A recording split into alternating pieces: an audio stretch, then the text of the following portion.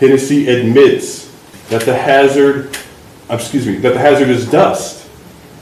The hazardous dust is asbestos dust, not just regular dust, not just particulate air, asbestos dust. Hennessy admits that Ammco shouldn't sell a product which necessarily sprays carcinogenic dust into the breathing zone of workers. It admits that, but it did it for decades and decades and decades. Hennessy admits doing that very thing needlessly endangered workers. And what does Hennessy say when they're not in a courtroom in front of a jury? They say dangerous asbestos fibers. Asbestos is dangerous. That asbestos is coming from brakes, and only chrysotile was in brakes. Hennessy admits that chrysotile is dangerous when they're trying to sell a product. What do they say when they're not outside of court?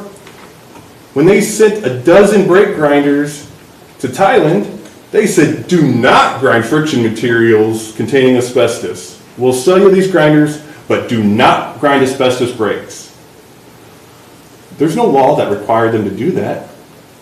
They did that because they knew the dangers of asbestos brakes. But now, they want to tell you that asbestos from brakes cannot cause mesothelioma, that it cannot cause peritoneal mesothelioma. But what do they say when you're not looking?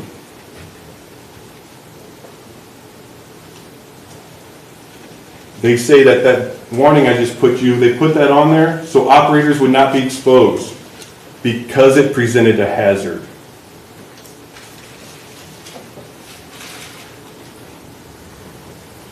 Ammco agrees that grinding friction materials containing asbestos presents a health hazard to the worker.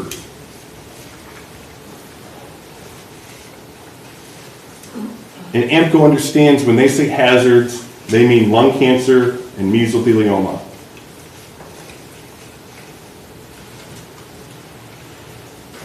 Their internal documents say that the caking of the bag created a definite health hazard. That's what they say when they're creating their product. Entirely different than what they said to you.